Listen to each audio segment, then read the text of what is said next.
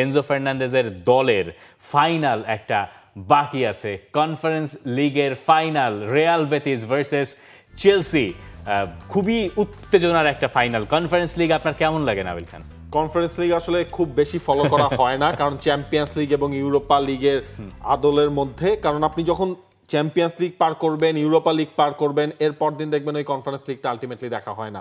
কিন্তু কনফারেন্স লিগের রাজা কিন্তু হচ্ছে চেলসি এই সিজনের পার্টিকুলারলি। লিগ ফেজ তারা শেষ করেছে সবার আগে থেকে। সেই চেলসি এবার ম্যাচটা খেলতে যাচ্ছে পোল্যান্ডে রিয়াল বেটিসের এগেইনস্টে। ধরেন এই জায়গাটায় না অনেকগুলো আমি দেখছিলাম যে গল্প আছে।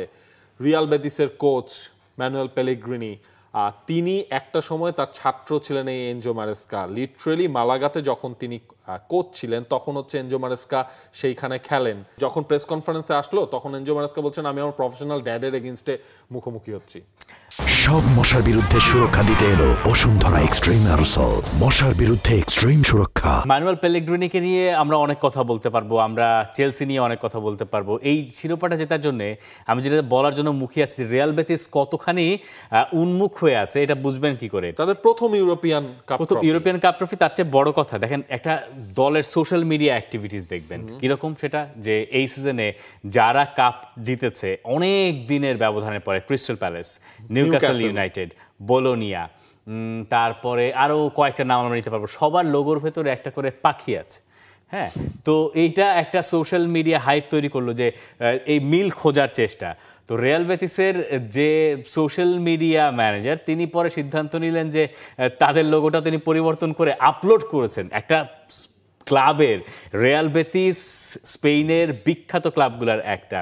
তারা রীতিমতো তাদের লোগো চেঞ্জ করে, ব্যাজ পরিবর্তন করে, সোশ্যাল মিডিয়ায় প্রোফাইল পিকচার চেঞ্জ করে দিয়েছে, তবুও তারা এই শিরোপাটা জিততে চায়।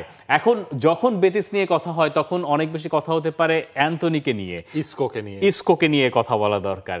মিডফিল্ড কন্ট্রোলটা আলটিমেটলি বোধহয় এই ম্যাচের নির্ণায়ক হয়ে যেতে পারে। দেখেন লো সেলসও খেলতে পারবেন কি পারবেন না এটা নিয়ে হচ্ছে একটা ডাউট আছে।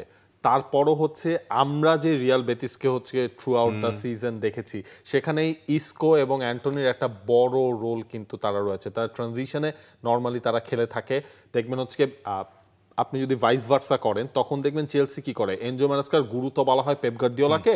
ওই পেপ গার্দিওলার কোচিংয়ের ওই বিল্ড আপ, পজিশন ধরে রাখা, প্লেইং ফ্রম দ্য ব্যাক, এই জিনিসগুলো কিন্তু এনজো মারেস্কা সবসময় করে থাকেন। ওই জায়গায় ইসকো এবং অ্যান্টনি কাজে লাগাতে চাইবেন ওই ট্রানজিশনাল গ্যাপগুলা।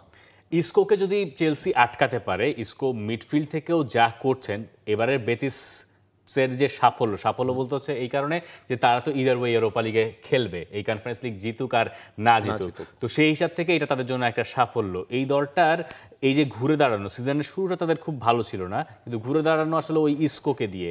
ইসকো মিডফিল্ডটা কন্ট্রোল করছে, পরে গিয়ে অ্যান্থনি সেটার সঙ্গে যোগ দিয়েছেন। তার কত 9টা গোল 6টা অ্যাসিস্ট, রাইট, এরকম কিছু একটা এই হাফ সিজনে। যে ম্যানচেস্টার ইউনাইটেডে যিনি একটা হাসি তামাশার বস্তু হয়ে দাঁড়িয়েছিলেন, তিনি এখন একটা শিরোপা জিততে পারেন, এরকম একটা জায়গায় তিনি দাঁড়িয়েছেন। চেলসির জন্য বোধহয় এই জেতাটা অত বেশি গুরুত্বপূর্ণ না, কিন্তু চেলসির আবার অনেকদিন ধরে শিরোপাও জেতা হচ্ছে না। দেখেন চেলসির জন্য এটা গুরুত্বপূর্ণ একটা কারণে, উয়েফার মেজর কম্পিটিশনের যতগুলো ট্রফি, একটা ট্রফি আসলে চেলসি নাই, এবং এনজো মারেস্কা কিন্তু সেটাই বলছেন যে ওই ট্রফি কেসটা তিনি এবারের কনফারেন্স লিগ দিয়ে পূরণ করতে চান। সেভিয়ার সাথে আমার পারিবারিক সম্পর্ক রয়েছে, কারণ সেভিয়ার প্লেয়ারও তিনি ছিলেন। সেভিয়া বেটিস অলমোস্ট হচ্ছে পাশাপাশি আমরা বলি, আমিও খেলেছি সেখানে। তবে এই ফাইনাল যে জিততে চাই তা নিয়ে কোনো সন্দেহ নাই।